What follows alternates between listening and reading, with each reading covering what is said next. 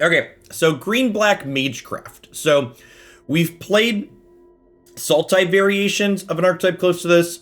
I've seen people playing Jund variations of archetypes close to this.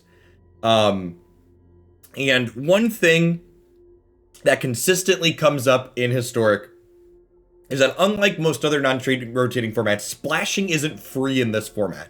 Your mana takes a very real hit in consistency to splash a third color, and your life total takes a hit in Shocklands to splash a third color. And I like the look of this list a lot. It's basically playing all good spells, and the mana is super clean and consistent because you're only on 2 colors. We've got Sedgemoor Witch, Dragonsguard Elite, and Witherbloom Apprentice as Magecraft payoffs. We've got Abundant Harvest, Cling to Dust, Sign in Blood to keep cards flowing. We've got cheap discard spells to trigger it. We've got some removal, and I love the addition of Lovestruck Beast in this deck. This feels like a really good grab. You know, obviously Eldraine card good, but like this is a spell that's also a creature, and like Sedgemoor Witch's tokens enable this well, even if it's 1/1 die. So like these two cards enable each other really nicely, which is sweet. So let's go ahead and dive on into some games here with this and see if, you know, the game plan that this is looking to execute is reasonable or not.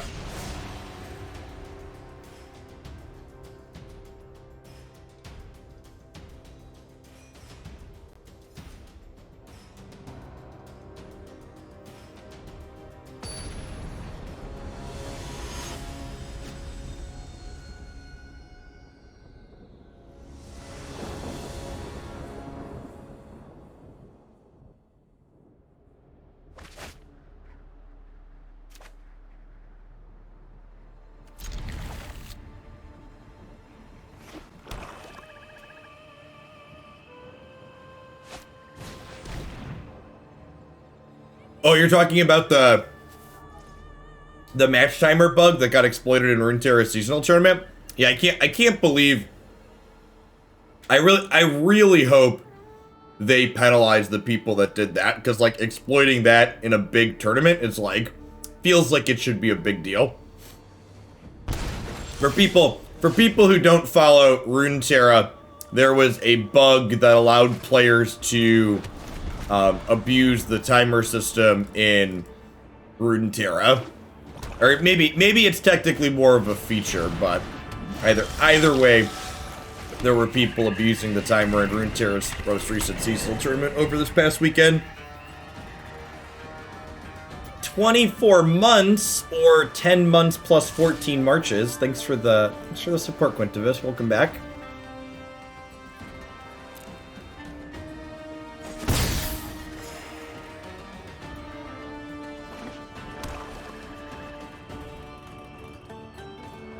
I mean, you should definitely be annoyed at Riot for shipping, for running a tournament on shipping something like that, not prioritizing fixing it.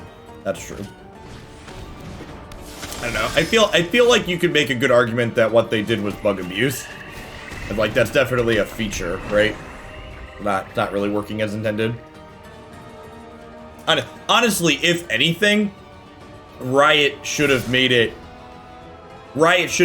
clear from the start of their tournament that like they knew this. If they weren't gonna fix it, they should have made it clear that they knew it was an issue, and they should have issued. Actually, you're right. Thinking about it, they shouldn't penalize the player unless they announced in advance that they were going to do that. That's my opinion on it. That's what should have happened. So, yeah, if Riot failed to announce in advance to the players that. If Riot failed in advance to announce to the players that, hey, this is a bug, don't abuse it, then you're right. Those players shouldn't be penalized. I agree with you thinking on it. Oh yeah, I'm aware they knew in advance. It's real sloppy. Are you drawing with Castle? Oh, they're drawing. Yikes. Feels like we're gonna get buried here. Alright, well, that'll do. That'll do, pig.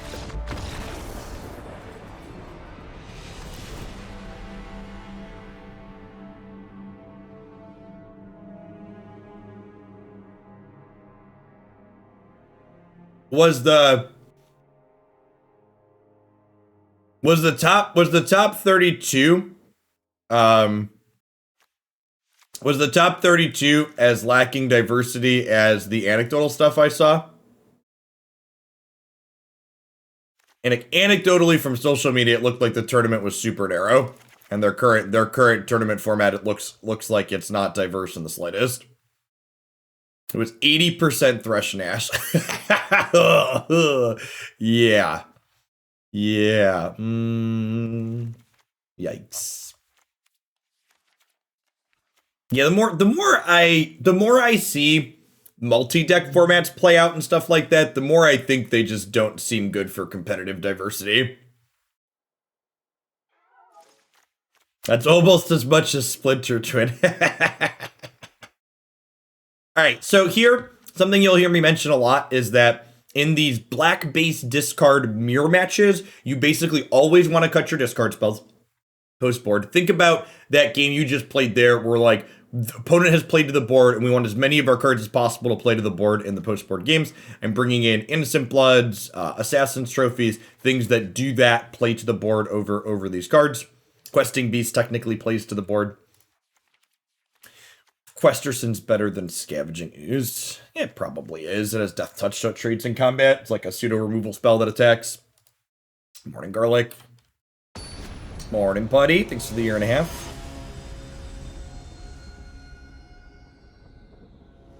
Yeah, I'm not gonna argue with anyone anymore, Precipic. I'm just gonna put my opinion out there that my experience based on what I've seen in practice says that I completely agree with you that I think one deck best of 3 seems like it breeds way more diversity. All right, we're gonna take a mulligan on this match.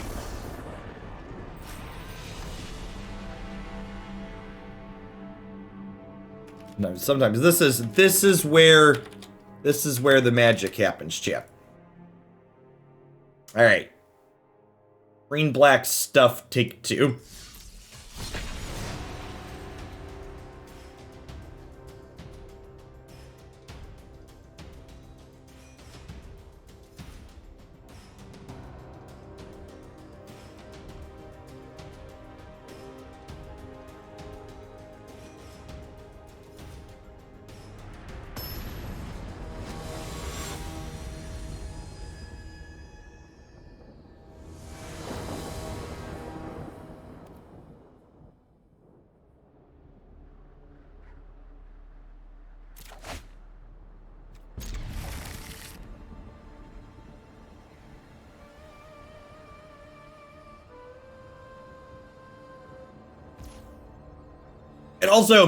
It also got me thinking, Precipic, like, watching Runeterra seasonal tournaments play out, like, if Magic had a tournament that looked like their seasonal tournament, we'd, like, rightfully torch them, because their format would be mediocre because of that. But there's still people that are like, the more I see how their tournaments play out with their multi-deck format, it makes me think we really shouldn't judge Runeterra based on their ladder diversity. Yeah, like the ladder just isn't competitive, right? It's like, it feels like judging Runeterra based on the ladder diversity would be like judging Magic based on F&M. Or judging Magic based on like the MTGO League dumps only, as opposed to looking at their tournaments.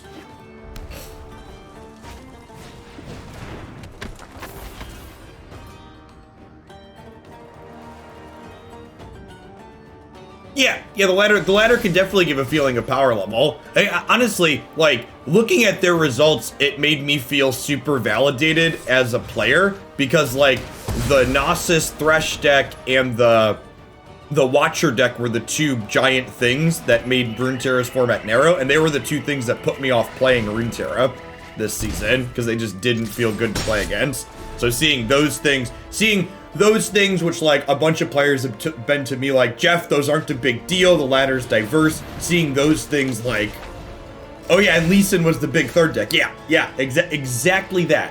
Where they were like, Jeff, it's not a big deal. The format's diverse because ladder. And then like seeing the first tournament happen and like my instinct of like what decks suck to play against and feel too strong to play against, like being the big 3 decks, it's like, oh, my experience as a card game player is relevant here. I was correct. Could we have shocked in the tomb to grow the night? Oh, that's a good catch. Yeah, now it's gonna die to the immolator. Yeah, I always, we're talking and playing at the same time. Yeah, this doesn't care who took 4. I definitely should have shocked in last turn. 100%.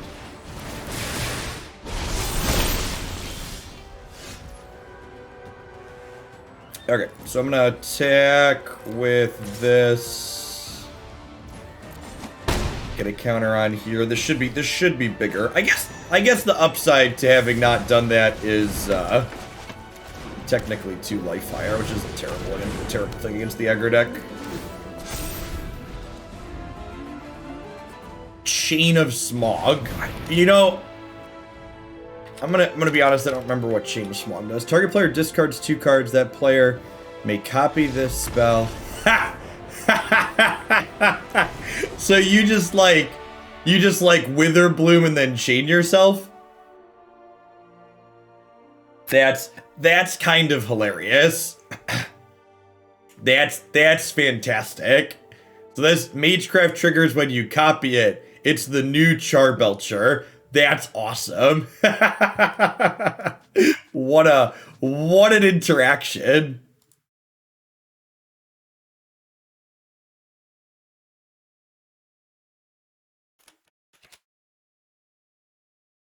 The classic cast feather concede. Yep.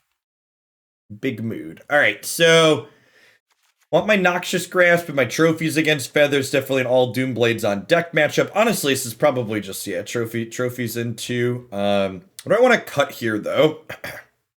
I feel like against feather, I need to keep some amount of discard spells in because they're going to have things like God's Willing and their Indestructible card here.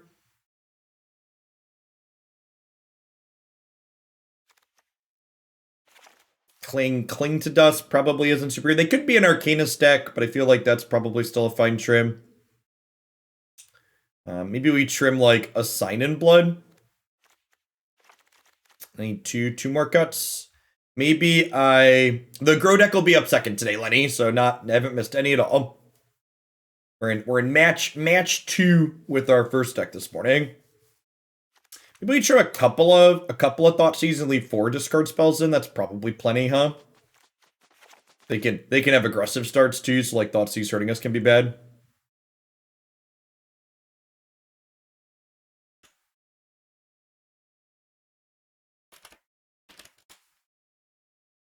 Yeah, and you get to play Veil of Summer with it, Legacy. That's great. It's a shame Moto sucks, because that's exactly the type of thing I like to do. Dark Scout, thanks for the follow into the channel. I would entertain 1 Strixhaven draft for a normal deck submission price.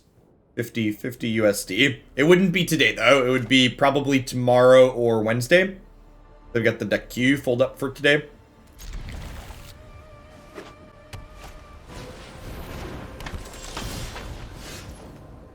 So I think with this on 1, I just want to draw non-land spell here, just dig for some removal.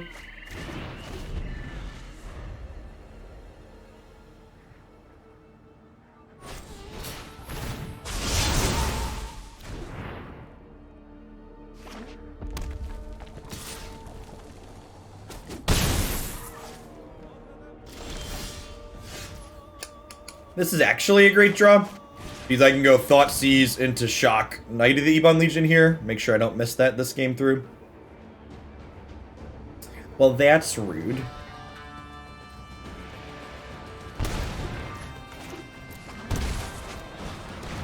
I looked up when the first article about Miracle Grow Deck was posted. It was 2008. What a timeline. So they have to shock here to do this, but like This saves them shocking me and hitting me with the Clever Lumimancer next turn, so I think that's worthwhile.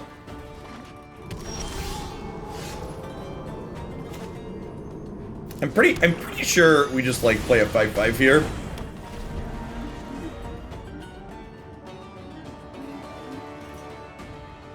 Bunk.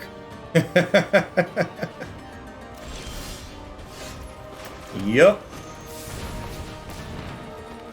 Lovestruck begots Lovestruck. Come along, my pretty. Clarice, we have 5/5s to attack with, Clarice.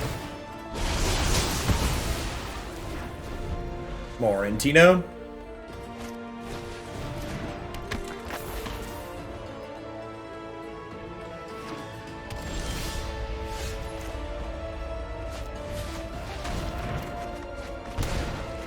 Nice, nice.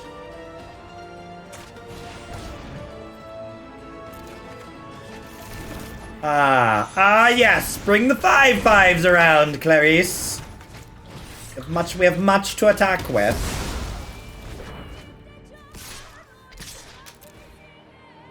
If they draw a cantrip next turn, I could get punished, but I want to chunk them down here. Good night. Good night. Strix draft with Mystical Archives feels a bit closer to cube than normal draft. Still a bit off, but fun. Yeah, that's a good point. Demod, thanks for the follow this morning. Welcome to the channel. And think about that. Archives, give it a little bit of something flavor extra. So it's one of those in every pack.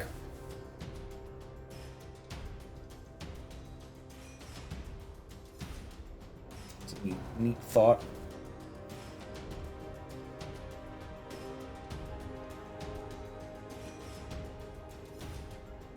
All right, the match we got to play Magic was sweet so far.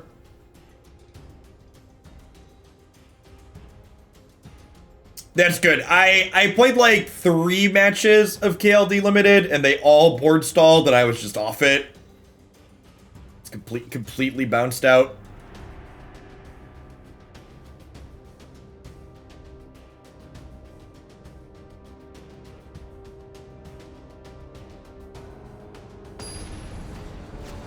I think people are probably tired of Lovestruck Beast from Standard, but like, as far as like historic and non-rotating formats are concerned, Lovestruck Beast is a super reasonable power level. Like a 3-mana 5/5 with a downside is like is fine for a format where people combo kill you on turn whatever. Cedrist, thank you for the 11 months. I appreciate that. Welcome back. Thanks for keeping me around. Against Gandalf, Lovestruck Beast is definitely the good guy.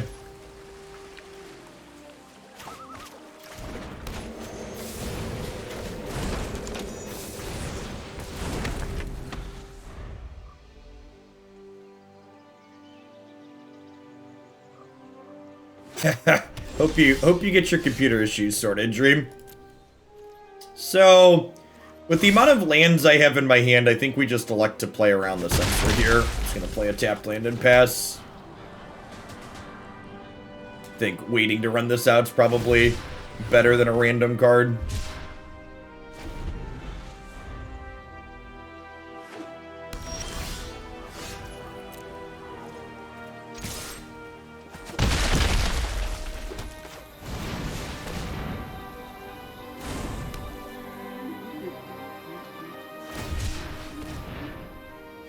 Oh, I think I missed it. Can you DM it to me, Precipic? The link. I think we're gonna get through the deck queue either tomorrow or Wednesday, so I'll probably get to that on later this week. It's nice. And they played Baffling End. Am I just playing out 2 cards here? I think I'm just playing out 2 cards here, like hoping for no Wrath of God. I want as much pressure in play as possible as we head into the Teferi turn. So if we get swept, we get swept. That's just how these games go, you know? Mostly just like crossing your fingers and hoping they didn't peel on you. Sometimes they peel on you. They had the Teferi too, so like, you know, playing out my my card was correct. Let's skip to the good part.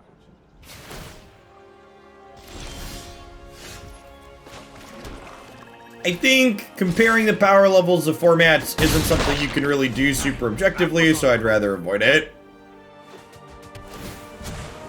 We need to move quickly. So they can castle and then untap some lands, but they can't castle a second time. So we can at least kill Teferi this turn.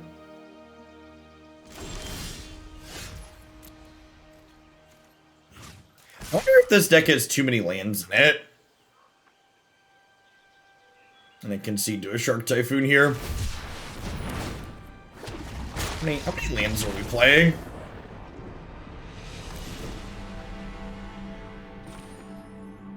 No, deck has exactly the right number of lands. 20 is definitely a good number with the harvest.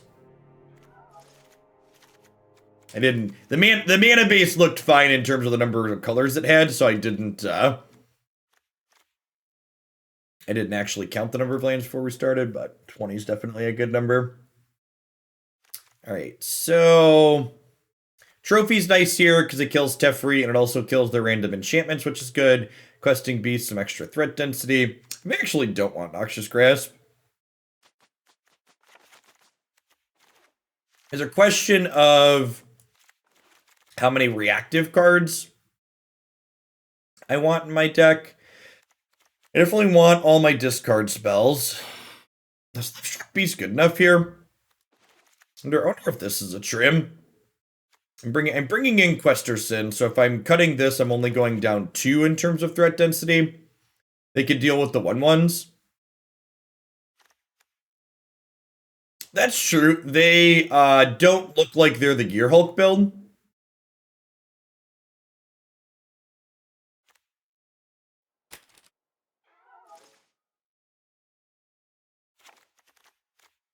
I don't know. Five of this effect is probably too many. I'm gonna leave the Cling in for the cantrip.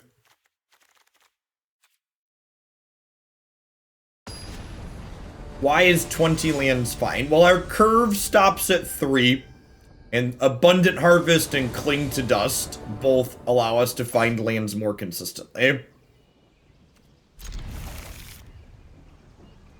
So your number of lands you're playing largely has to do with the curve of your deck that you're playing. I'm going to save Abundant Harvest for Post-Witch as a cheap spell. I'm going to sign in Blood on 2. Or I'm going to play that on 2. Sounds great.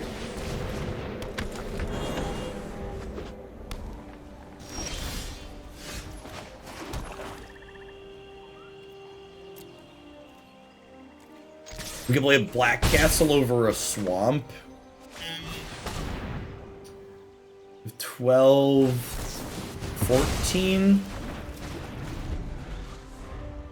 Might be enough untap black on 1. I don't know. It feels like it could be a little bit low.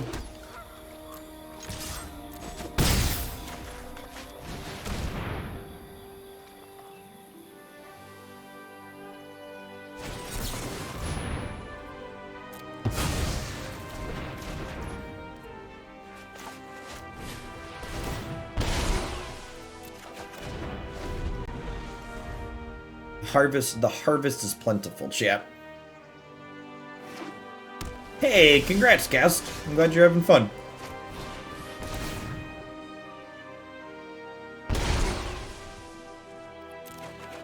Perfect. As a Magic the Gathering player, sideboard guides are on my top 5 list of favorite things.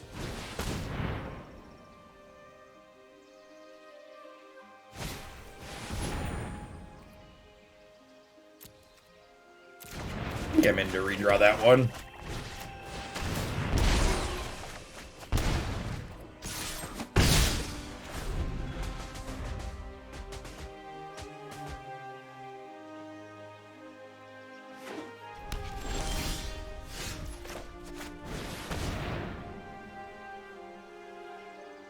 By seeing the TCG Flesh and Blood, I'm aware it exists.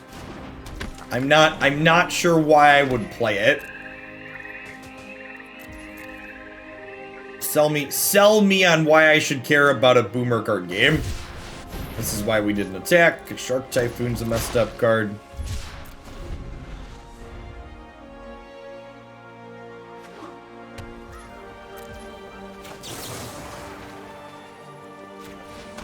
Why would I play Flesh and Blood over Pokemon or Digimon or any other well-established non-Magic card game?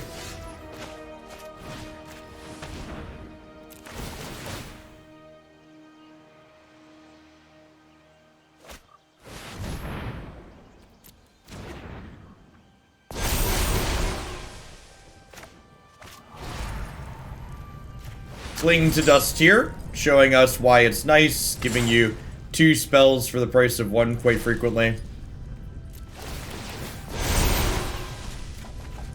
Yeah, I've seen Digimon's new card game, and I like that IP a lot. Man, any castable spell would have killed them here.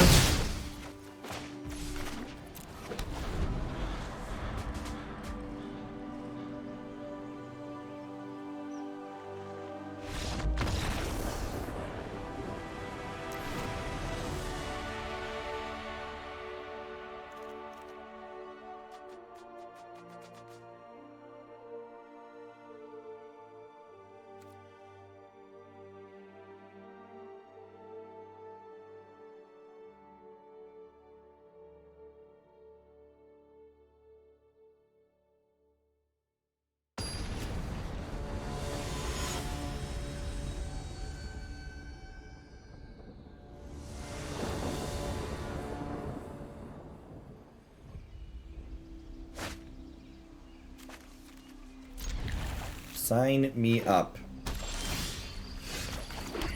The turn to shock myself, sign in blood, trigger Knight of the Legion is pretty sweet. No, is he gonna meet a baffling end?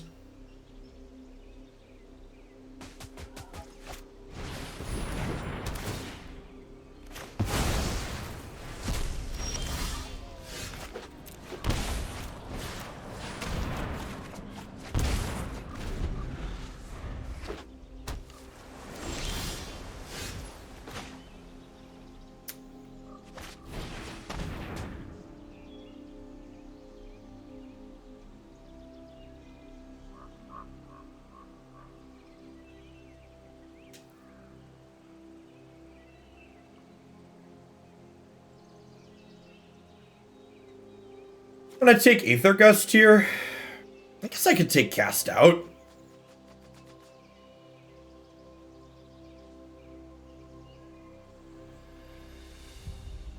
I'm gonna take Cast Out.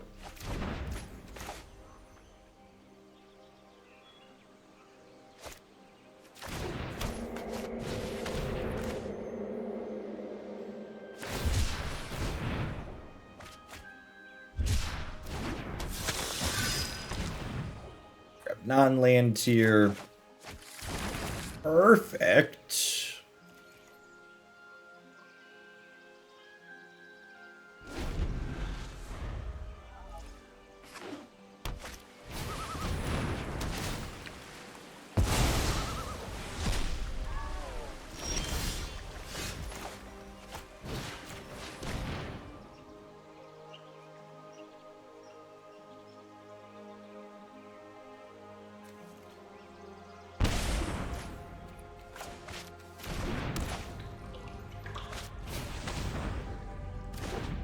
We do this to just start playing to the board. They notably don't have double white mana currently.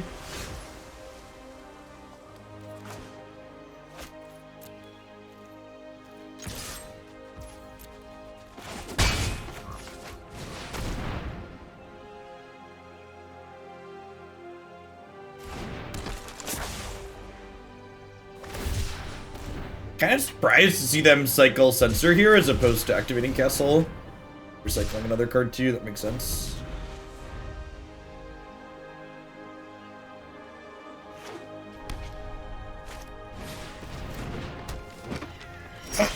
They brought in Grafdigger's Cage because they died to Cling to Dust. What a peak blue-white control player thing to do.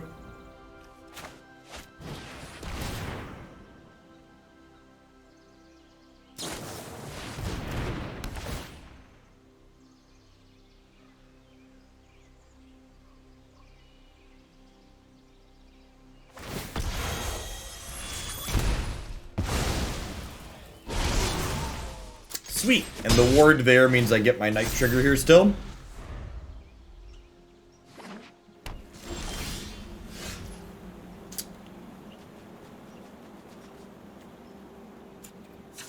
I don't know if there's any reason to play into them scrying into a sweeper here. Let's just smack them for 7.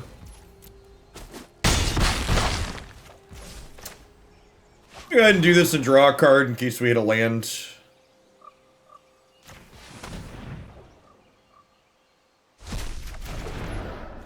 I just finished. We're 20-something draft. Here, red-white midrange is a good choice. Yeah, I think that's a great one. Remember, red-white midrange is one that I both enjoyed and a bunch of non-Hoogland people have told me they had a good experience with it. Number of subs and other creators that push into Mythic with it. Plays fun Magic in my opinion. Alright, show me Shark Typhoon.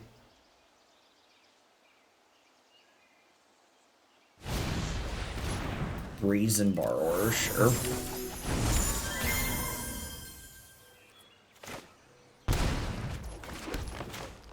Alright, Westerson. We seek the face.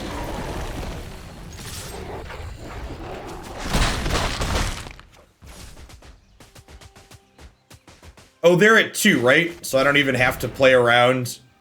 I don't even have to play around a sweeper here because I've got 2 burn spells in my hand. I was like, oh, do I play around? Well, the pests aren't drains, chat. It surprises me how many people think these cards drain. They just gain life, chat.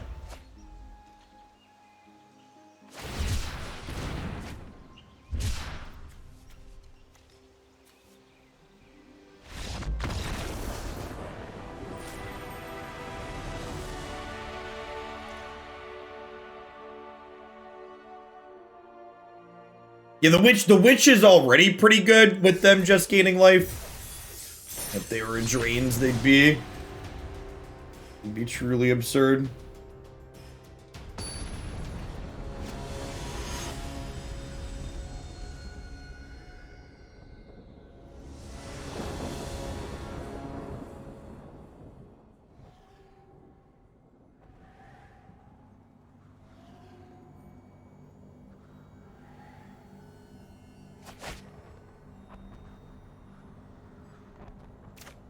Sure.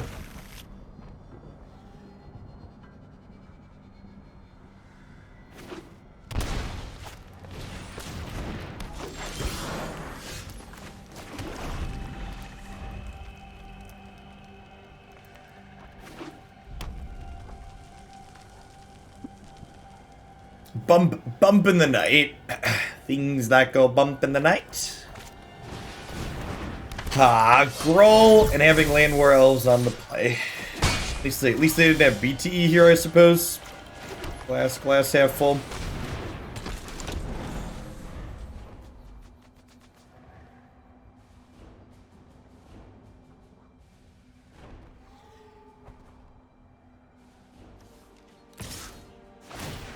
No haste monster is nice. Going on, Baron?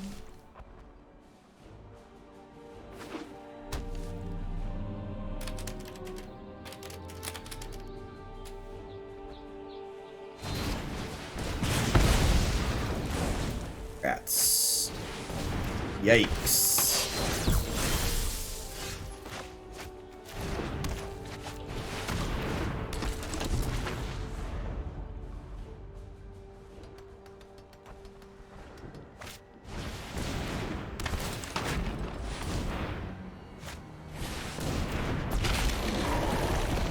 Oh.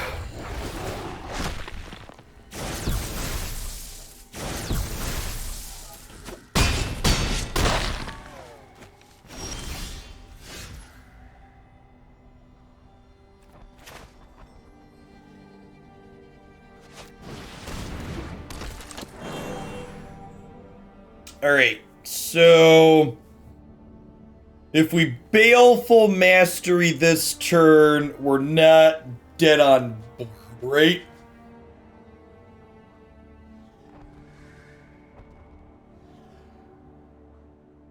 I could also Lovestruck token into Cling. I think I need to Baleful Mastery the Questing Beast, right?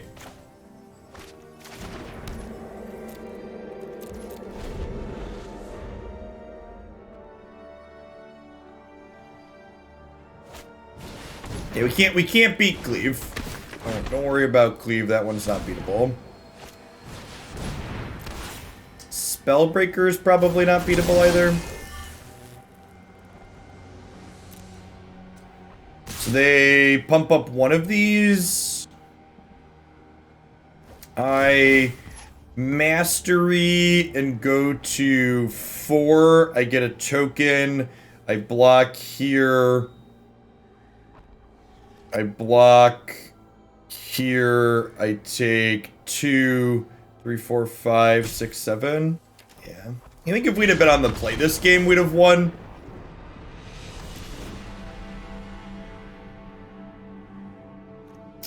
You know, typical Magic play draw discrepancy. Easy Thoughtseizes out. Sign in Blood out, I think. Board in a bunch of cards that play to the board. Wilt's actually probably pretty good here too, huh? Kills Cleave.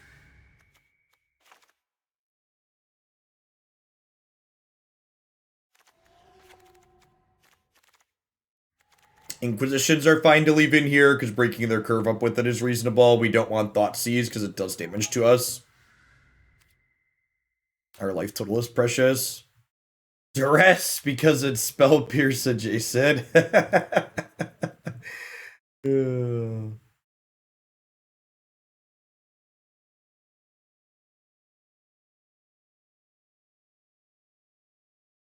Oh man.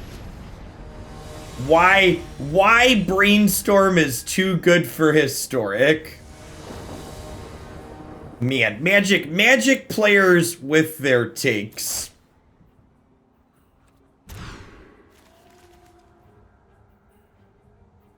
Magic player takes, chat.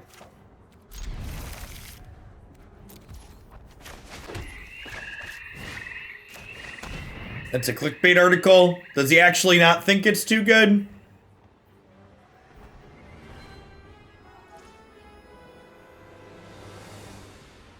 JAP is often used as a slur. TX Pump Fist. Don't use it in my spaces. If you want to talk about the Japanese alt art, say Japanese or JP, please. What am I taking here? Feels like it's Land War Elf. And then I plan to Innocent Blood their 2-mana thing. If I want to Innocent Blood their... Maybe I'm supposed to take their 2-mana play and then Innocent Blood the Elf. So that way I could go Blood into Lovestruck Beast on 2.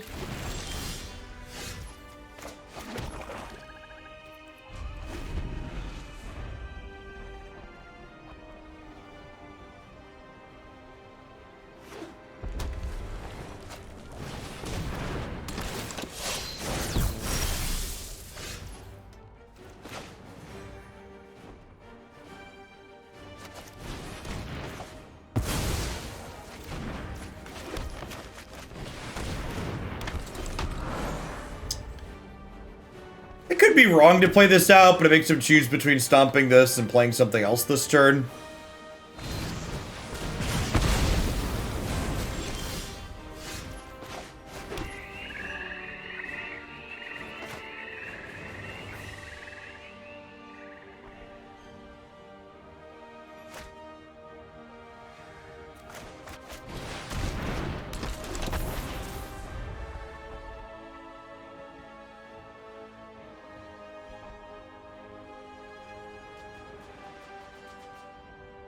Yeah, I don't know. Like, some of the Mystical Archive cards might prove to be too much for the format, but like, anybody saying that we have definitive information about that so far is just looking to garner clicks.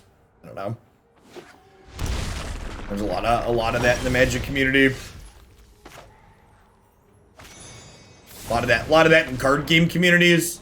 Bold, bright, hot takes looking to rile people up.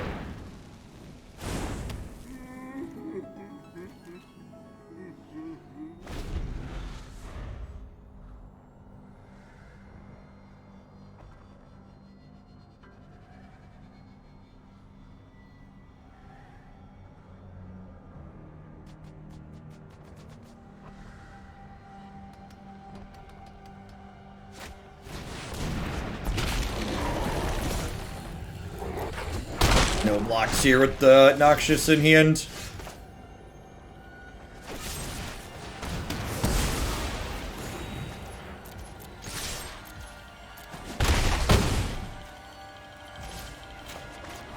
Go ahead and draw a card here and see what we get. It's a good one to draw. Probably the best draw in our deck, honestly.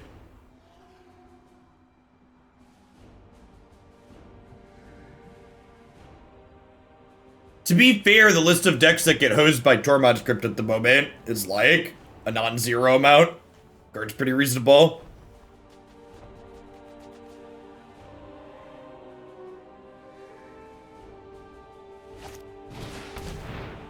In my opinion, based on my experience playing the format and looking at results so far, the only archive I'd consider potentially borderline at the moment is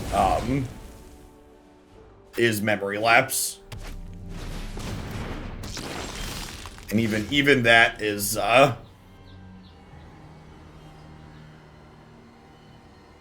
so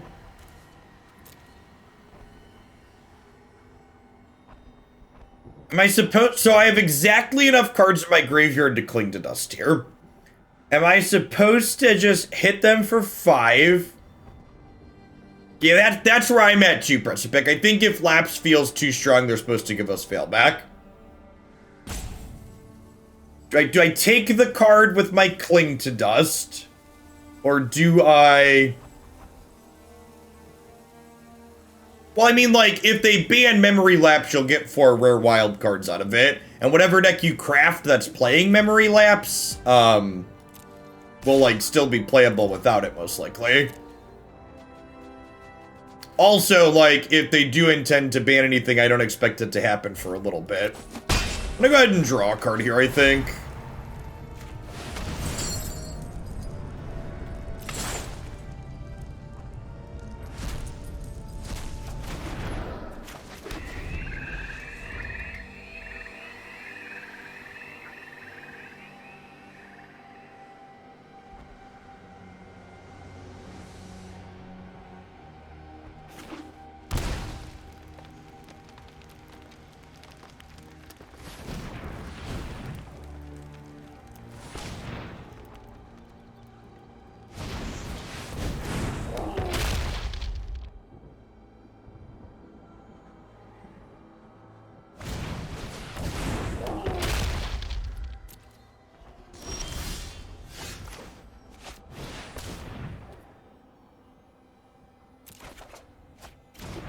Well, I really need a removal spell for Scavenging Ooze here.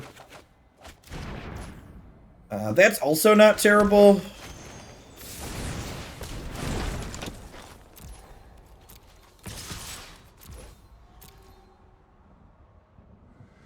So now they have to block both.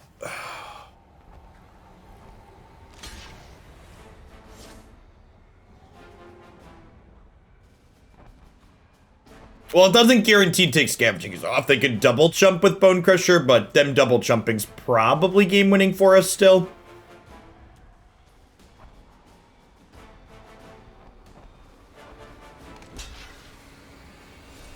They could also chump trade.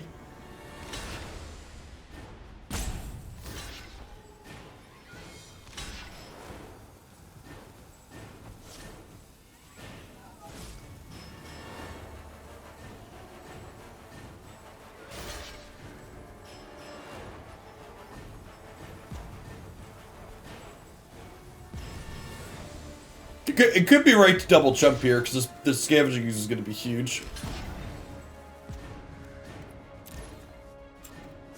They're killing Lovestruck Beast? Really? They have a deal 3 in hand? They must have, like, an Abrade in hand, huh? That blocks make sense if they have, like, an Abrade or a Scorching Dragonfire or something.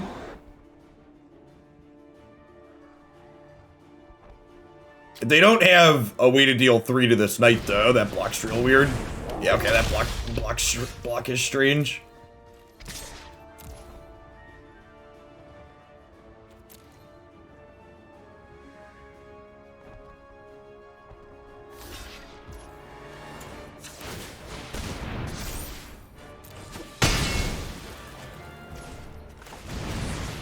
Yeah, it's just easily... honestly, this is probably the best one-drop in the format, huh?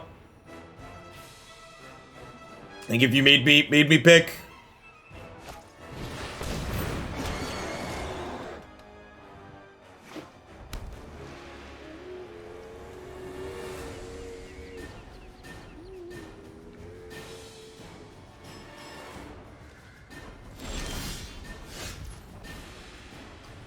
the white one drop, which is that? All right, so the attack with this is free, right? Because you have to chump block the other two.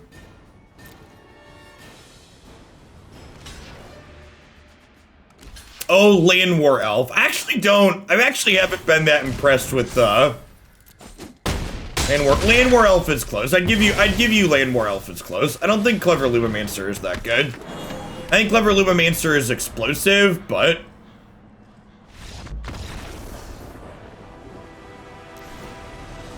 in terms of just like raw stats on a card and things that it does.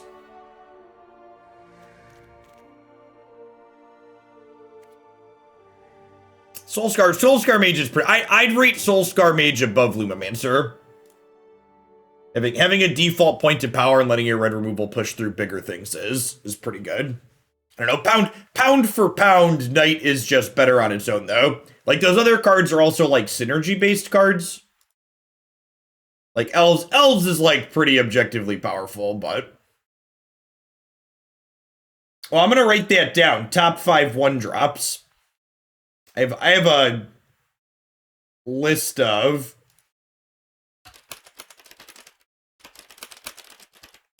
I have a list of ideas for short top 5 articles. Is Wellspring a free companion for us? No, we're playing 4 copies of Sign in Blood.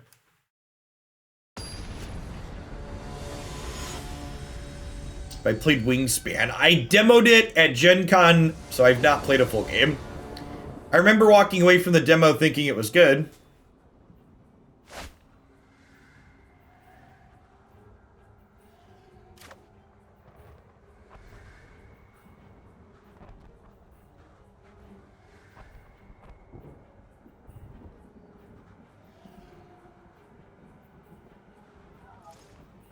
Huh?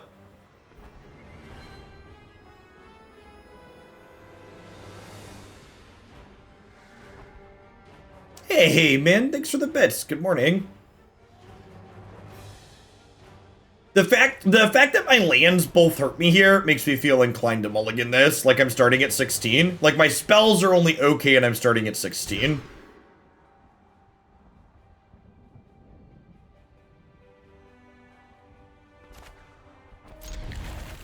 Yeah, I like this.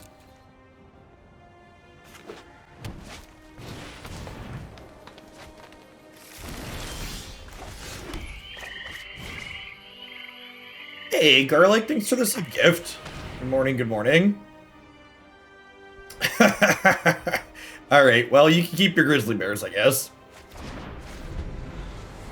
Make Bolas great again. Did you watch Grixis Midrange, or Grixis Control, on YouTube last week? Because the deck was playing 6 Bolases, and it was great.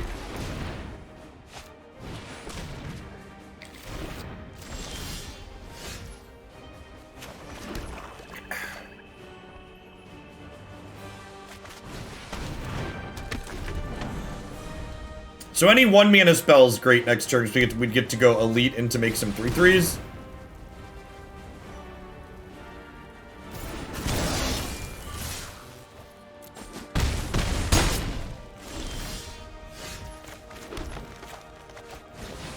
I think I'm supposed to play Witch here and then plan to block it to Spellbreaker.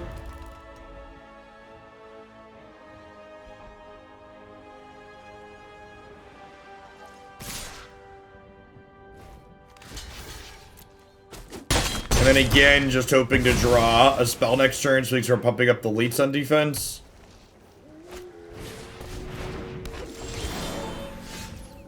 Perfect.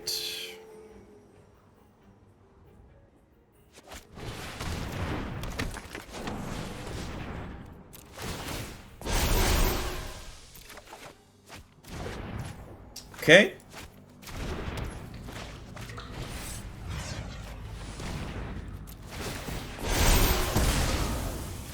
And I think we just start pressuring them here, huh?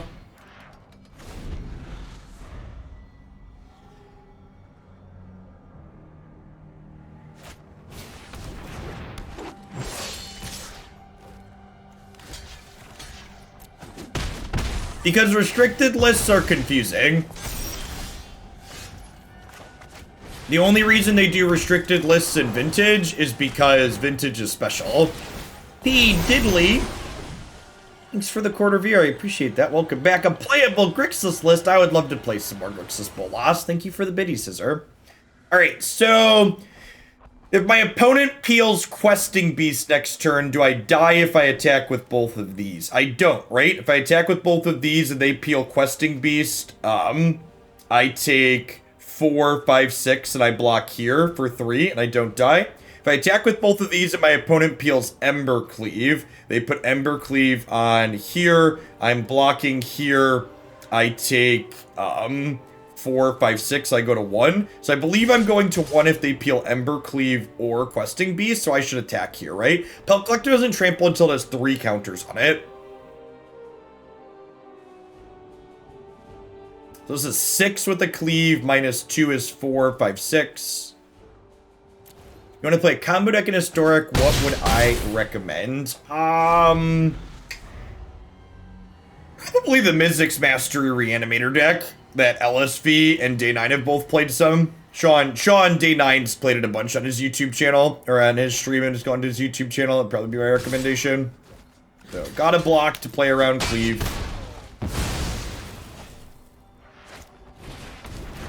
And then they're dead to these. Really, really impressive set.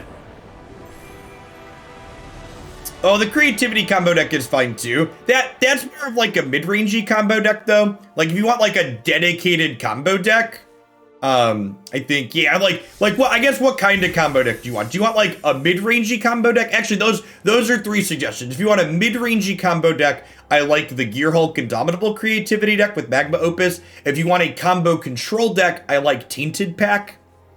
Man, I really need to put deck lists back up on my website, don't I? I'm gonna have to. It's not gonna happen this month, but when things die down a little bit again, I need to. It's gonna take me like probably 8 to 10 hours to get everything back up there, but it seems like it would be worthwhile. I feel like Historic is stabilizing enough that I feel okay putting it up there. Just outsource it. Yeah. I did actually have someone else put together stuff on the website at one point.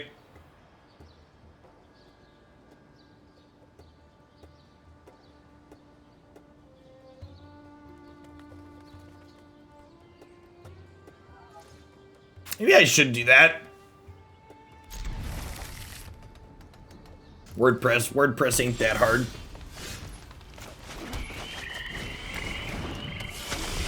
Should send a email message to my graphics guy. No, I pay people in money.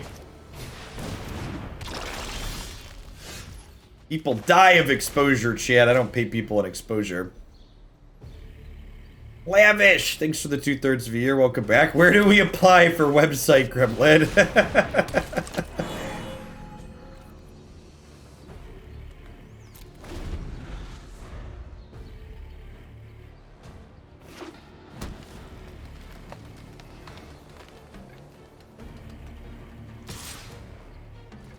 Hey, Alan, thanks for the follow. Welcome to the channel this morning. Oh,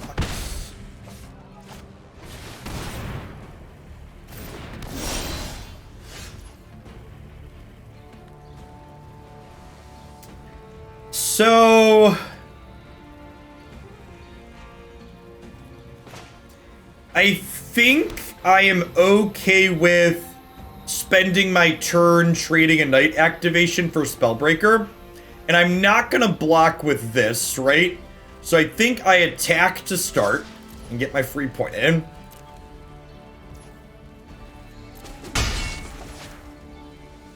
And then I have to decide, do I want to do this and make 3 3s, or do I want to take a hit for a turn and play this and do this next turn? think I want to drop Witch down here.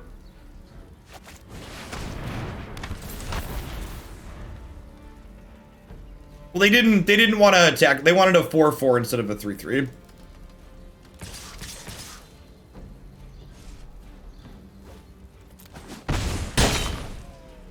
I work with antiquated software, so unless you want your website on a private clone of GeoCities, I'm not your developer.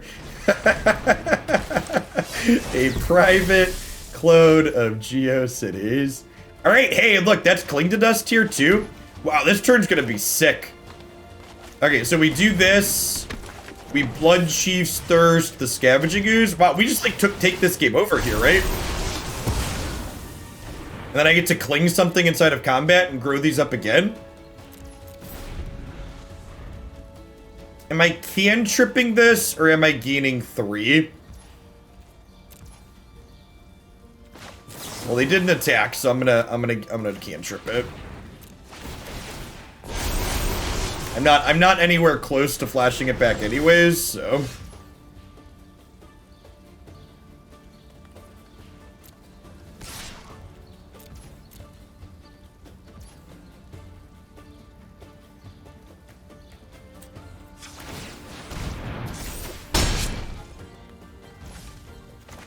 They def have Embercleave in hand. They could, yeah. We're definitely missing second red.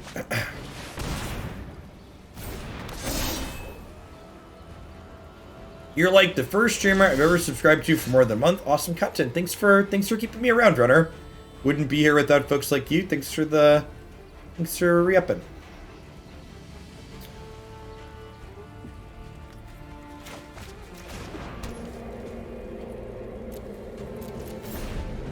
Alright, now I think we just hold up Knight/Dragonsguard activations.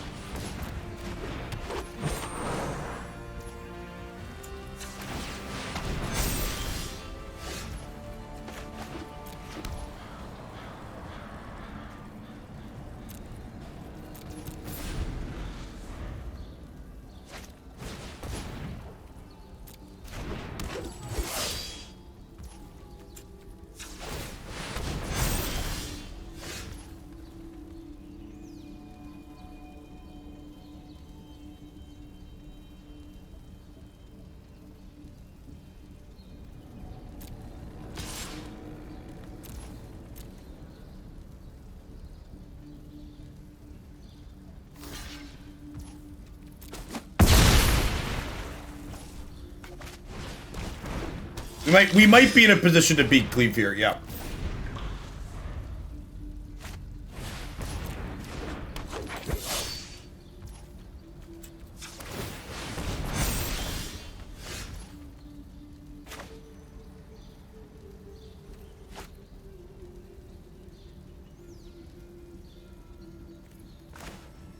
Is it crazy to get aggressive this turn?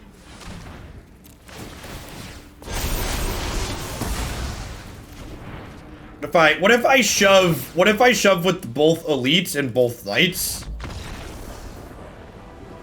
I think we start pressuring to close there that turn if they don't concede.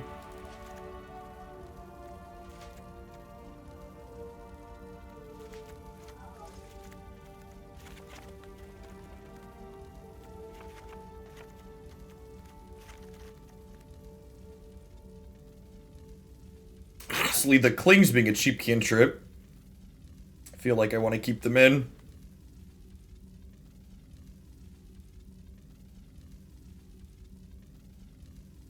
What do I trim here? I'm bringing an Ooze for a Witherbloom Apprentice. Is it Witch? I don't know. This blocks well. It makes more chump blocker. It's a little on the expensive side. But it's like our only 3 mana card.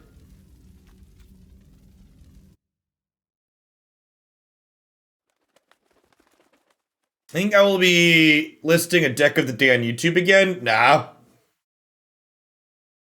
The decks that aren't worth watching on YouTube, the decks that aren't worth watching, I'm just not uploading to YouTube anymore, chat. There's been, most of these historic decks have been pretty reasonable to good. So, like, you should just watch. If there's something that, like, kinda stands out, I'll tweet it on occasion. But honestly, if a deck as an archetype you are interested in, it's worth watching. Things that completely crash and burn, I'm just not uploading anymore.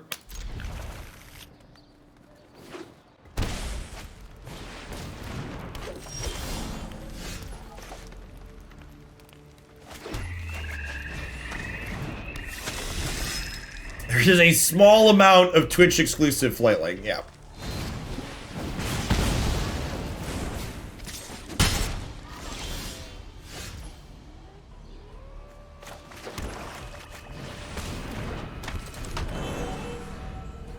If it's funny, I consider that worth watching. But like, my deck of the days were never based on power level, right? Yeah, and that too, like, if you're someone who's short on time and you want to look for the deck that's the most competitive, you should just like take 10 minutes and like click through the wrap-up sections at the end of my videos. There's that short like 2 to 3 minute, hey, was this deck worth playing? What would I change? Would I play it again? I still do those. Okay, so this is Dragonsguard Elite Abundant Harvest for land, right?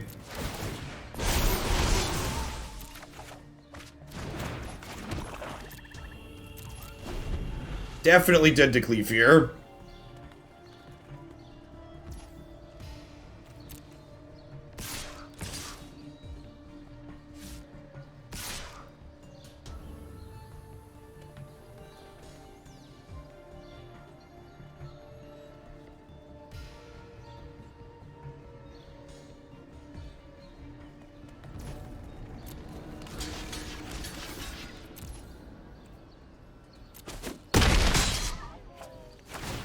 Really?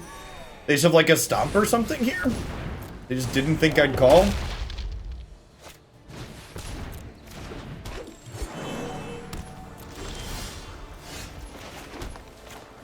My dojo does not contain fear, opponent.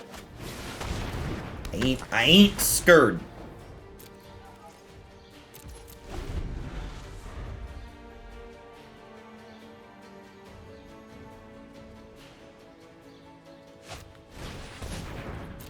Deal.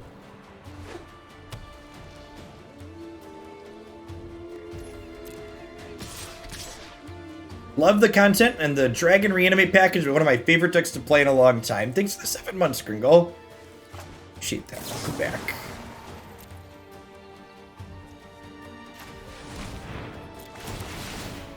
Make some friends here.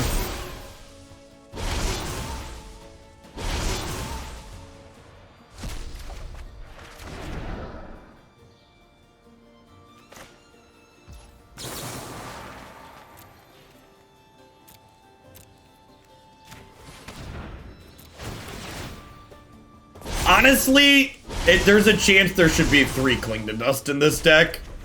It's like really good against rogues, and it's like just really good in general. This game is over. The fact that it's like a cantrip that could instead be Healing Salve is so good. Hey, thanks for dropping off your Prime Groovy Mule. Folks like you keep me around. Yeah, it's just like a random main deck hoser card.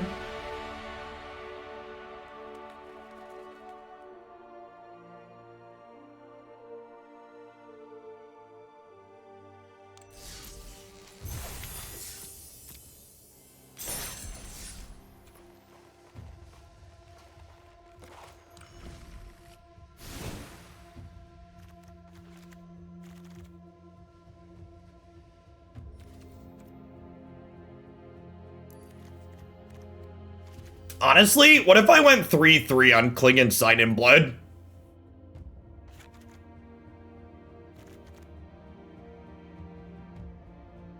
That seems fine. This is often a draw too, spread out a little bit.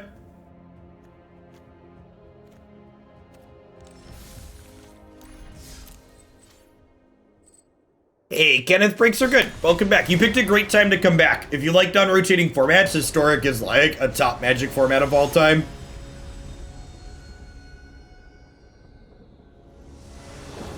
We're actually gonna play a bunch of different Abundant Growth decks today. Abundant Harvest, whatever it's called.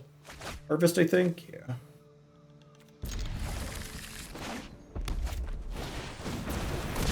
Sign in Blood is rare, and I don't have a playset yet, so that seems like a good swap. It is a good budget swap, for sure. Take their Frostbite so you can play Witherbloom next turn, right?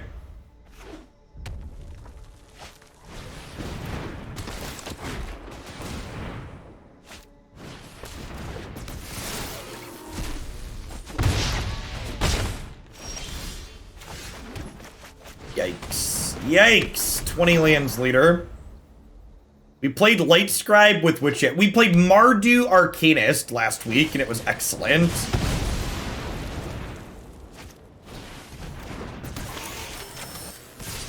Okay, we'll get him in 3.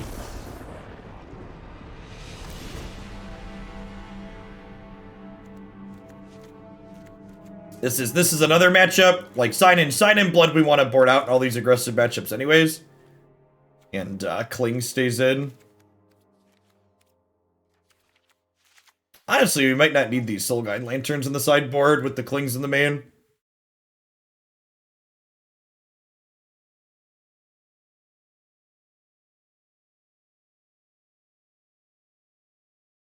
Hey, Maka, thank you for the 10 months and the very generous tier 3. Welcome back. Good morning. Good morning. Need 1 trim here.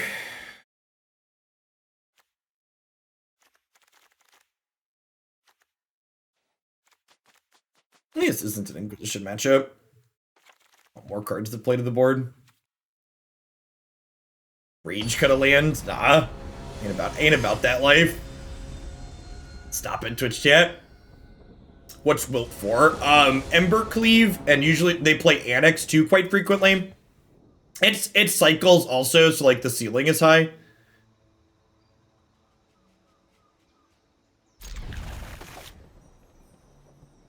Like cards that you can cycle are like pretty reasonable to bring in. With 2 Wilts and 2 trophies, we have 4 answers to cleave, which means we're not just dead to it.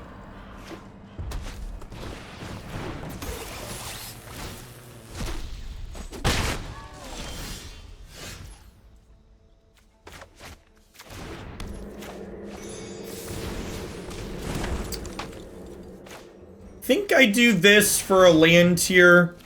So that way we can guarantee the Lovestruck next turn. Small sequencing mistake here. Should have done this first, because if I draw running Blooming Marshes, I won't have an untapped land on 4. Cats!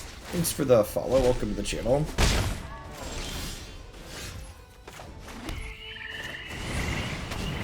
You have a Culling Ritual in the sideboard. It helped against some of the life decks, swarming tokens, and other. I don't know if I'm about that life.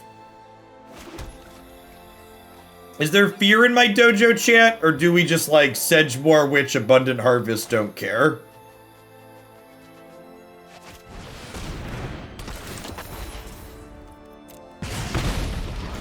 I think it's just Witch Harvest. I ain't scared. Which Harvest means Lovestruck plus this can block the Ferocity, which is nice.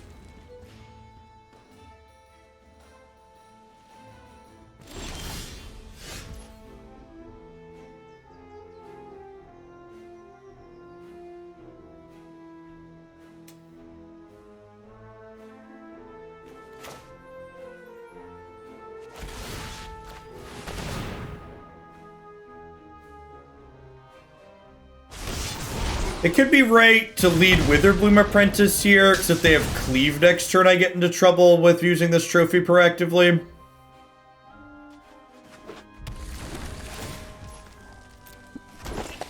How do we feel about offering Sedgemoor Witch for Annex? I think I'm into it.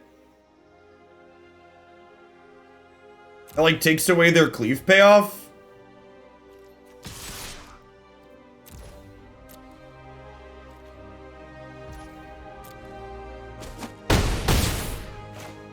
Yeah, we just like try and pivot and race here with like Witherbloom plus Cling plus the Pests. Yeah, they block Annex Bomat and then Sedgemoor trades for Annex.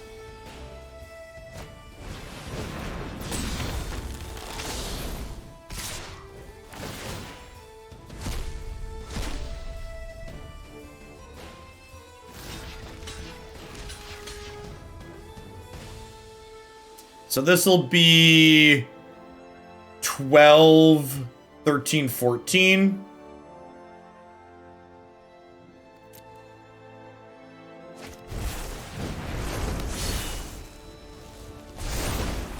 And then we'll gain 1. I guess I die to shock with these blocks.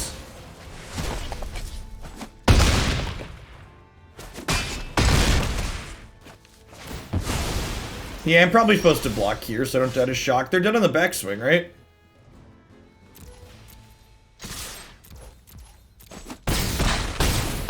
Yeah, okay. Sweet. Yeah, the identifying the attack the previous turn really was good there. Putting us in a position to race the cleave, basically.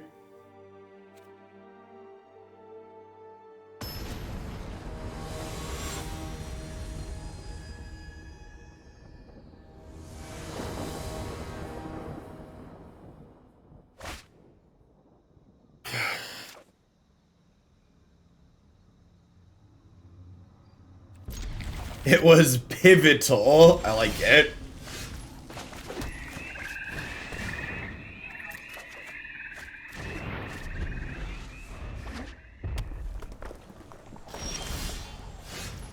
Okay, so just like 0% to play into a stomp here, right?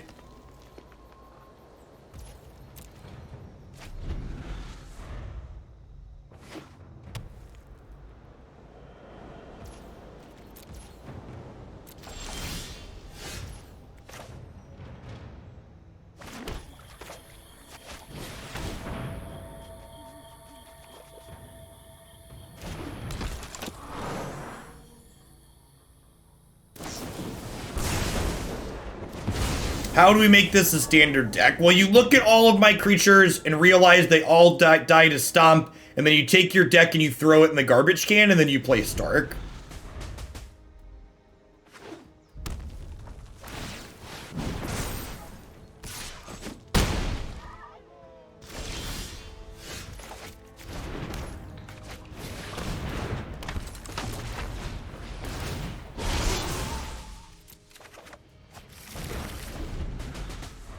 Stomp is also prevalent in Historic. No?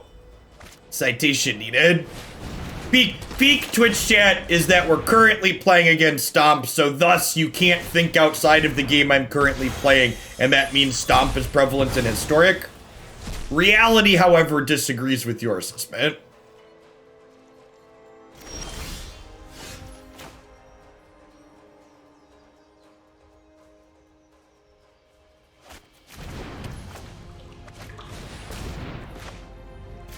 Stomp is legal in Historic, but the prevalence of Stomp in Historic compared to the prevalence of Stomp in Standard is not comparable.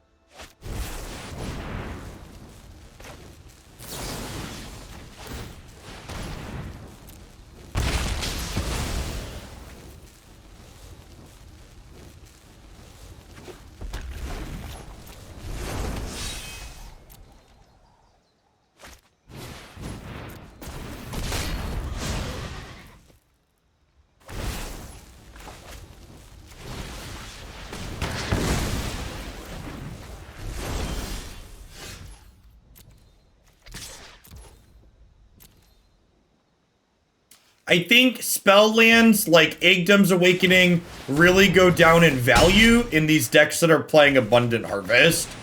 Because naming spell with Abundant Harvest and drawing Agdom's Awakening feels god-awful.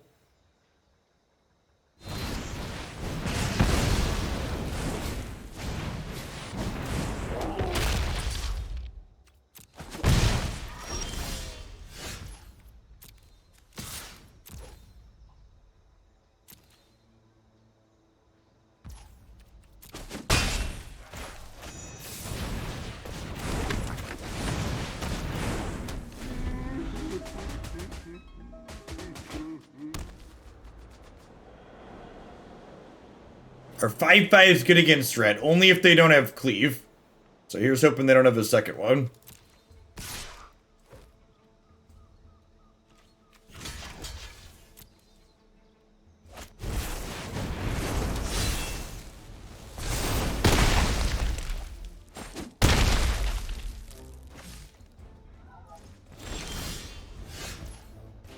Feels magic, man.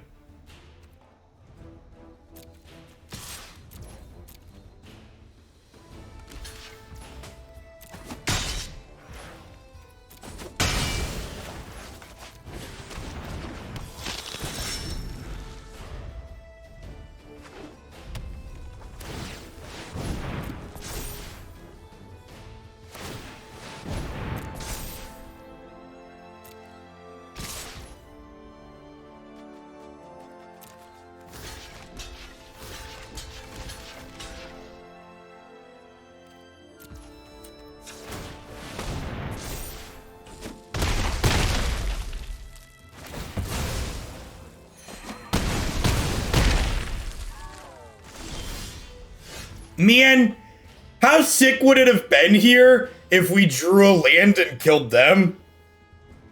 How sick would it have been if we'd have punished them? So, pretty happy with my play there.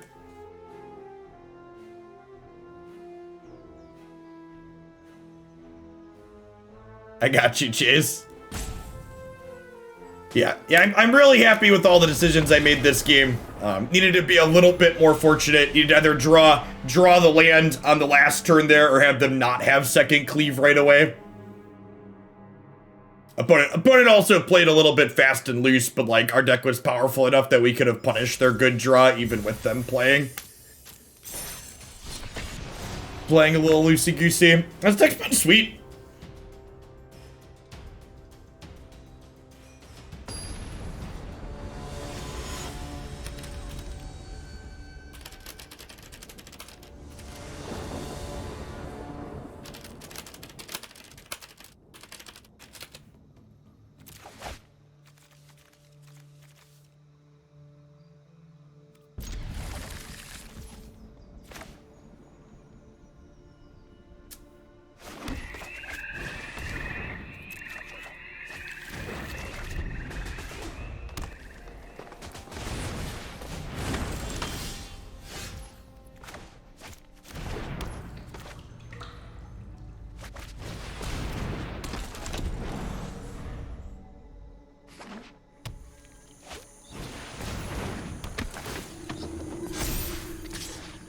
Green-white company, eh?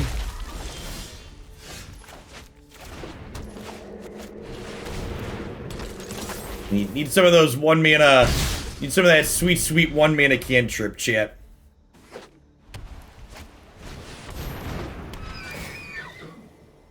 Ooh, this is actually... Wow, this card is brutal against us.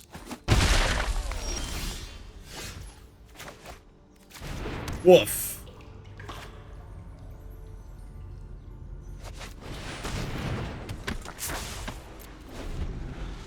One spell per turn is, yeah.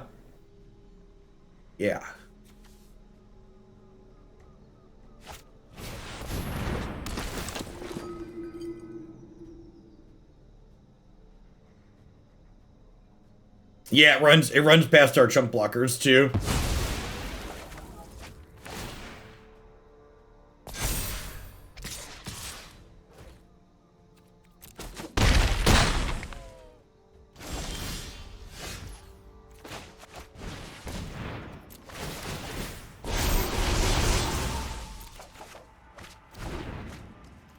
Yeah, like, if Archon wasn't here,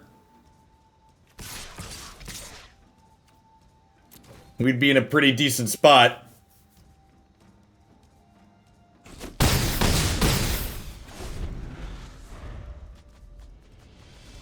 But with Archon, I think we're dead, actually, right? Like, could you imagine if I'd have gotten to go Witherbloom, Harvest, Lovestruck Beast this turn?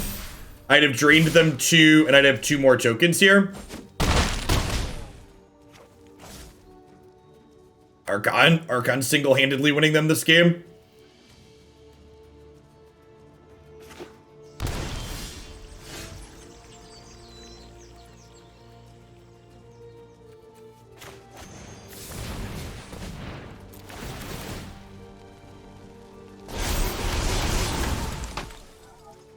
Hey, maybe their company whiffs.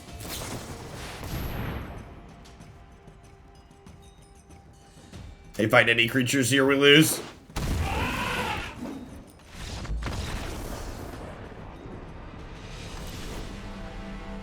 The menace on Sedgemoor Witch is incredibly good. You are not wrong.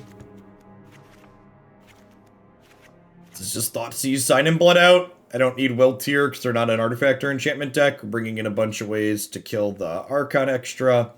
I have 1, 2, 3, 4, 5, 6, 7 ways to kill it post board.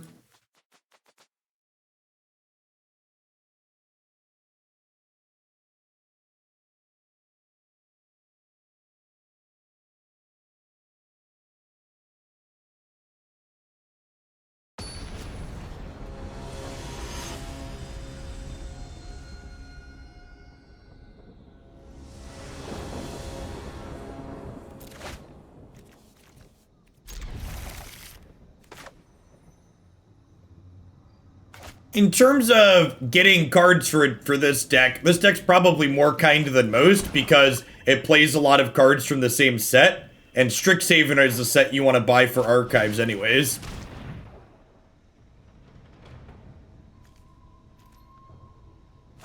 Hey, I'm glad you're enjoying it, Omega King. Yeah, the Dragon Reanimator deck's been sweet.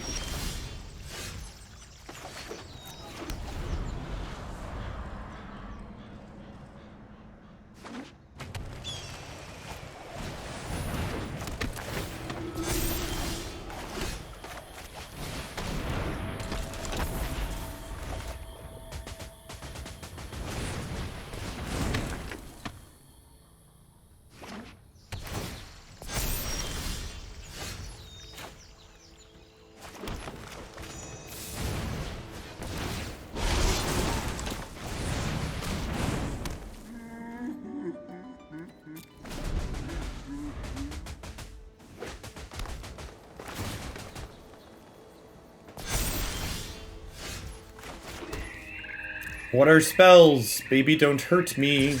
Don't hurt me no more. Our dojo does not contain fear, chat.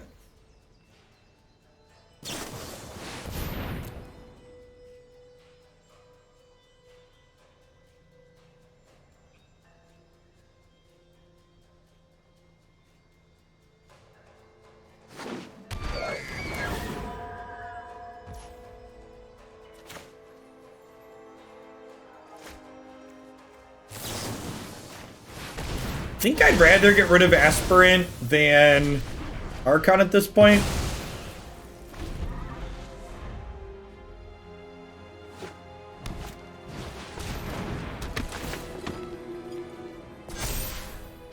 Yeah, which is good to number of shells. Like putting this young Pyromancer style effect into black as a color is really neat.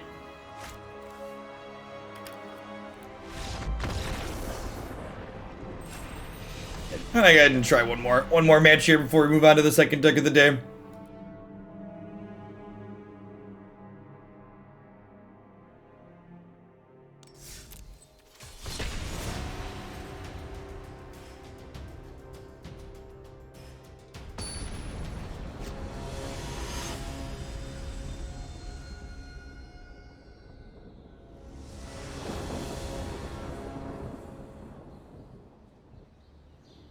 It's a Witch go and a Pyromancer shell. It's becoming too much the same. I think Witch is great in a Pyromancer shell. If you want to see Sedgemoor Witch played with Young Pyromancer, check out the Mardu Arcanist deck that we played last week. We paired it with Light Scribe as well. It was really sweet.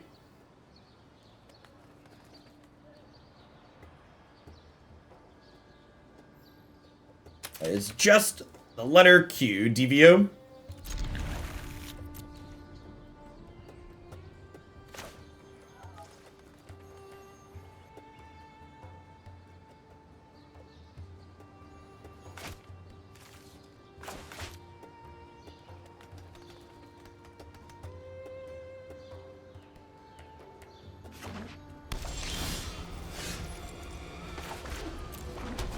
I'm gonna save Thoughtseize for turn 3 here. I might be greedy though.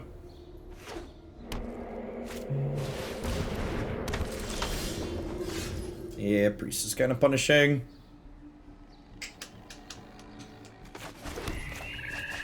Thanks for the follow, CJ. Welcome to the channel.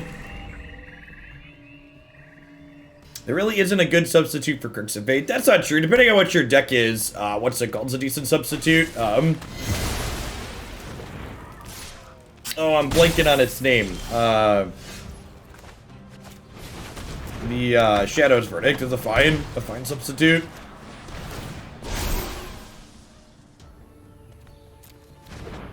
Well, so we guess we should have Thoughtseized.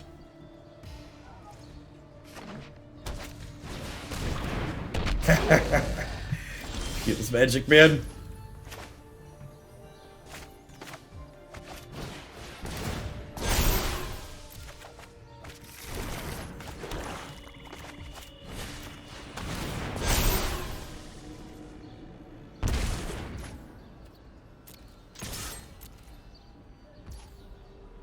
You're fine, Lenny. I was gonna say, do I Lovestruck Beast insulate against Priest, but that actually doesn't work because they have Mayhem Devil.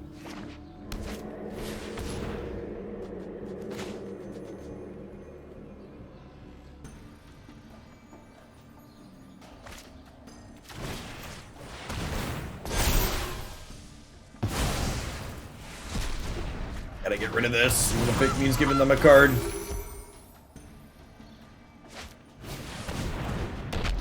Well, really glad I tagged Priest and not Devil, huh? So, obviously this token just dies when they sacrifice something, but it makes the Dragonsguard Elite bigger, so I'm gonna go ahead and do that.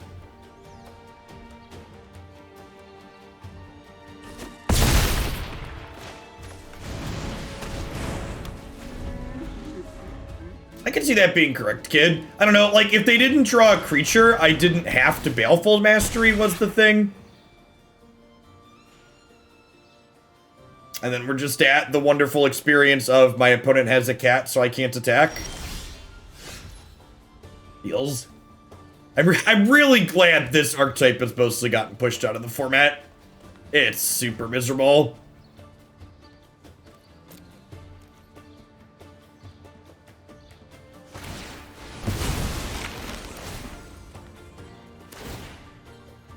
Yeah, I just can't win the game, right? Like, they have me locked out here. My creatures just can't get through. Yeah, we're just into Goose plus Devil triggers.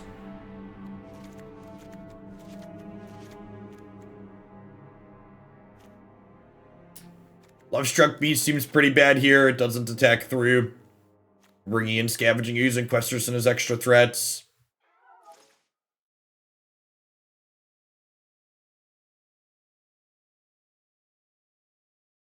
Flaming Swag, thank you for the 15 months. I appreciate that. Welcome back. Good morning, good morning. Do I want Innocent Blood? It technically one's for one with, like, Goose and stuff. I think that's better than Inquisition or Thoughtseize. Or Vox, thanks for the 17 months. Yeah, I mean, Rogues and Sacrifice are kind of miserable for completely different decks, right? I don't know. I feel like I can't cut all of my stuff. And, like, so this loses to Lovestruck Beast loses to Cat, and it also loses to Mayhem Devil because Mayhem Devil kills your 1/1s. Whereas like Dragonsguard Elite, I'm bringing in Trophy and Wilt, so like I have a chance to take Oven off the table. So, like, there's a chance this can attack in an occasion. I also don't think I want to go lower than 20 threats. Like this also isn't great against cat. Like, most of our deck isn't great against cat. It's just Lovestruck Beast is bad against cat, and it's also bad against devil.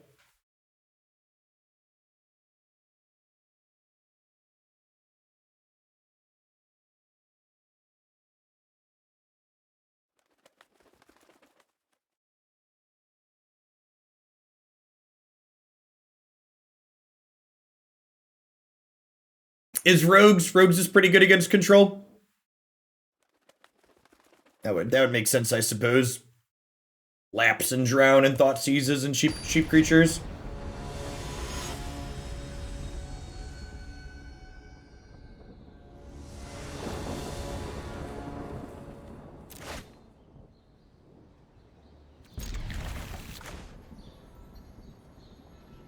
So cat doesn't explicitly beat up on fair decks so much as it explicitly beats up on creature decks that win by attacking. So like things like blue-white control or like decks that go big into Ugin are pretty good against the cat deck, in my experience.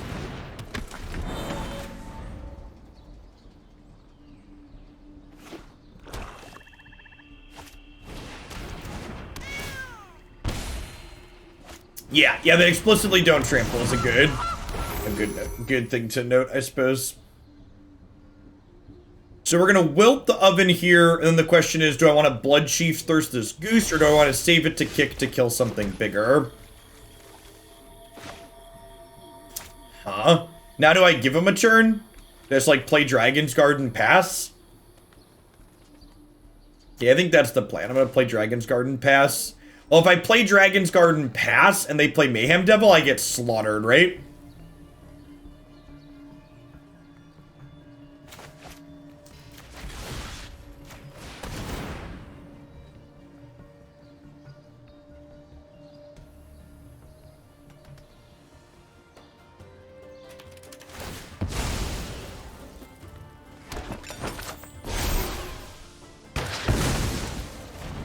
To the person who got a 10-minute break, I wanted to give you time to be able to go look at the deck list on Cardboard Live. It answers your question.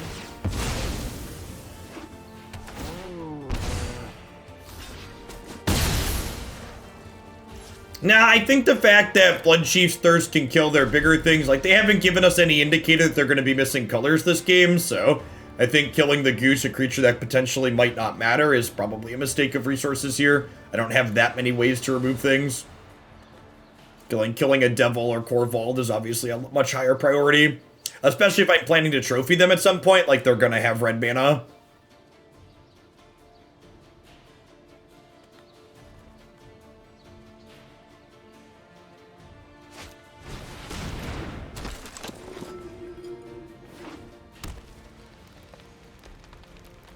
Yeah, the fact that they're on Priest tier 2 makes holding Bloodchief's Thirst a lot better. It's a great draw.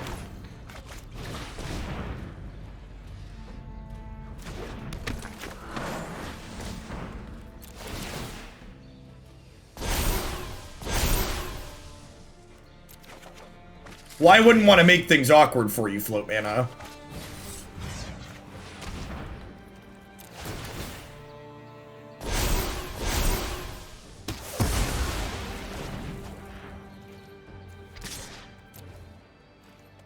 So they can bring the cat back and jump here, but again, like kind of showing why Dragonsguard Elite needs to stay in, you know, we have more answers to their ovens post-board, and we need a way to actually close the game out. Hopefully they go, like, land Corvold here, and then we trophy it and smack them for a bunch.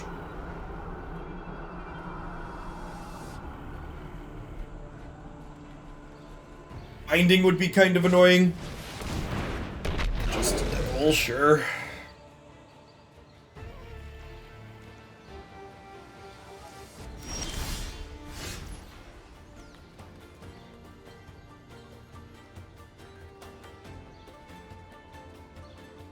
So do we trophy the Devil smack with both? I think so. If I play Ooze, they'll just bring the cat back in response.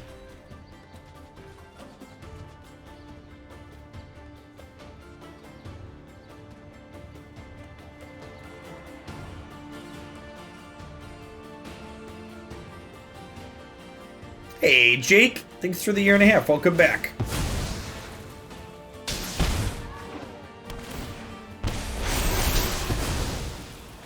Yeah, not that, and maybe this is a bad comparison because Tarmogoyf hasn't aged well, but like, Dragonsguard Elite definitely feels like Tarmogoyf in this deck.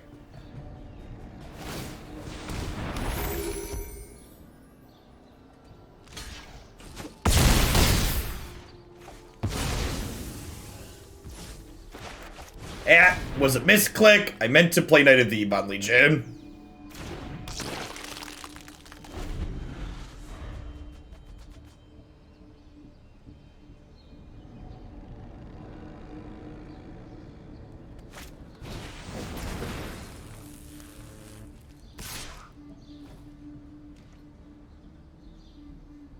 Factorialite, thanks for the follow. Welcome to the channel this morning.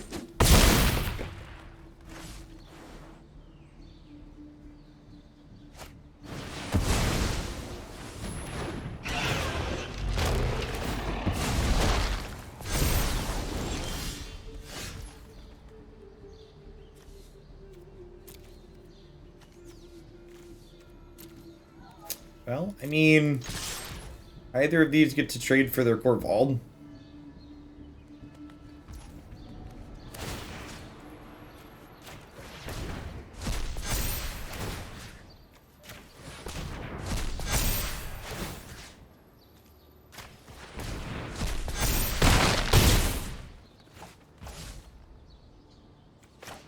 I think that the decks that do things worth watching end up on the YouTube channel.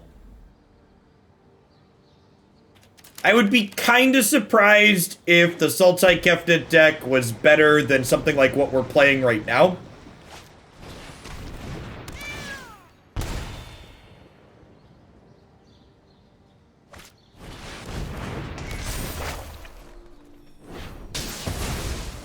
Nah, in terms of content perspective, adding an extra click to every game action I take is a bad use of my time, Alec.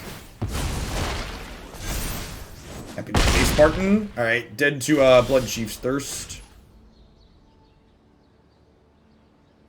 And we're dead in the air, unfortunately, here, right?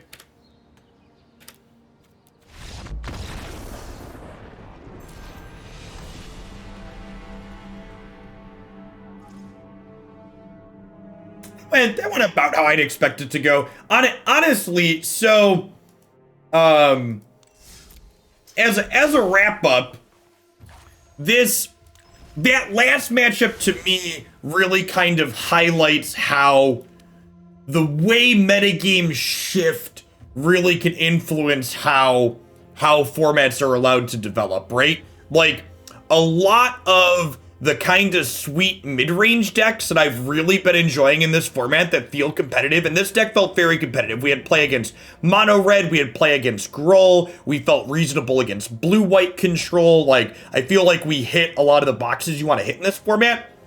That being said, basically all of these small creature mid-range decks that I love playing, they just suck against the food deck, and I can't put into words how happy I am that the format has shifted in a way that the sacrifice decks have largely been pushed out. Yeah, like even with the archives and new cards in here, like playing into a field with a bunch of Jund Company and Jund Food, this deck would be unplayable. And that's why I really hated that deck last season, was it pushes out these fair creature decks that are looking to just like one for one a little bit, play some honest card advantage, play good rate creatures. Like, you just get so brutalized by Mayhem Devils and Priests and Cat bouncing in and out and claim the Firstborn. So I don't really think there's a way. I don't really think there's a way for this deck to improve that matchup. I think, you know, you have your trophies and your wilts, you just like hope for the best and hope to sneak past it. But yeah, the spell-based combo decks like the Emerged Ultimatum decks, the Mizzix Mastery decks and stuff like that, those decks preying on the Jund Company decks has made room for decks like this to exist and be competitive, because decks like this are reasonable against those spell-based combo decks, right? Because we have meaningful disruption and clocks that aren't like dirtily cats. So it's nice that the format has shifted in a way with the release of Strixhaven and the archives that decks like this can become playable by virtue of pushing out other things. I definitely added a 4th Fabled Passage to your deck already, Zachary. So mana bases are the #1 thing I tune up. If I recall, I added a couple of Gear Hulks too. We'll be getting to that one later.